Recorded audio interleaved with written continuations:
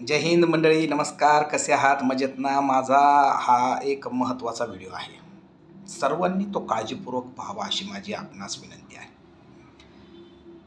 महाराष्ट्र शासनाचा पुरवठा विभाग सर्वांना माहीत आहे, अन्नधान्याशी निगडित आहे. आपल्याकडं सर्वांकडं रेशन कार्ड आहे. त्याला आपण कुपन म्हणतो, काही भागामध्ये त्याला कॉपान म्हणतात, काही ठिकाणी त्याला रेशन पुस्तक म्हणतात, काही ठिकाणी त्याला नुसतं पुस्तक म्हणतात. तर हे जे रेशन कार्ड आहे, हे जे कुपन आहे, हे जे कुपन तुमच्याकडं प्रत्येकाकडं आहे असं मी गृहीत समजतो. या रेशन कार्डामध्ये आपल्या कुटुंबाच्या नावांचा उल्लेख असतो. हे रेशन कार्ड, एक गोष्ट लक्षात ठेवा, ज्याच्याकडं रेशन कार्ड आहे, सर्वात महत्त्वाचं त्यानं ते रेशन कार्ड ऑनलाईन करून घ्या.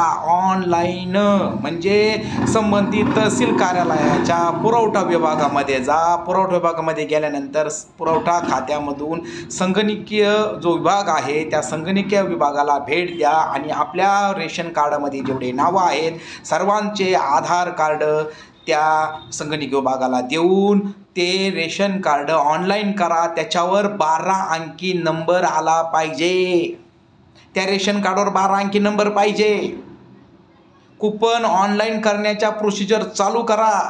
भविष्यामध्ये आपलं रेशन कार्ड ऑनलाईन पाहिजे. आपल्या रेशन कार्डवर 12 अंकी नंबर पाहिजे. ते 2 रुपये किलोचं अंत्योदयचं धान्य नाही मिळालं तरी चालेल, त्याच्याशी एवढं महत्त्व नाही, पण कुपन ऑनलाईन करा.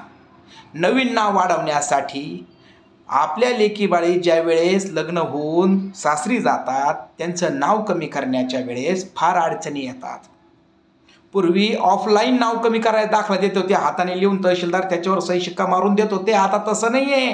आता तो ऑफलाईन दाखला पण पाहिजे आणि ऑनलाईन सुद्धा नाव कमी केलेलं पाहिजे.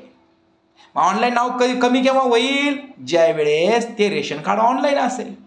म्हणजे नाव जर वाढवायचं असेल तर ते ऑनलाईन पद्धतीनं पण वाढवलं पाहिजे आणि ऑफलाईन पद्धतीनंही वाढवलं पाहिजे.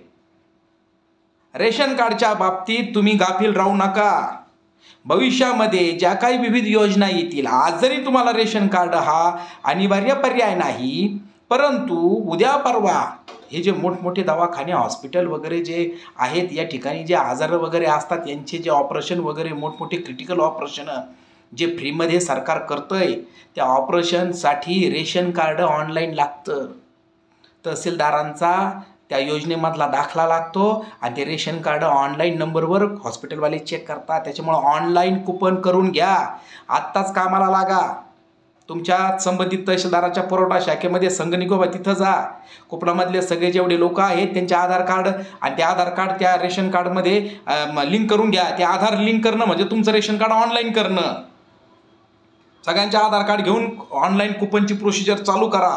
म्हणजे भविष्यामध्ये नाव कमी करणे, नाव वाढवणे, कुपन ट्रान्सफर करणे, कुपन रद्द करणे, या सगळ्या कामासाठी किंवा दवाखान्याच्या सबसिडी घेण्यासाठी किंवा विविध प्रकारच्या शासनाच्या सवलती घेण्यासाठी हा रेशन कार्डचा 12 अंकी ऑनलाईन नंबर फार महत्त्वाचा आहे. कामाला लागा. धन्यवाद.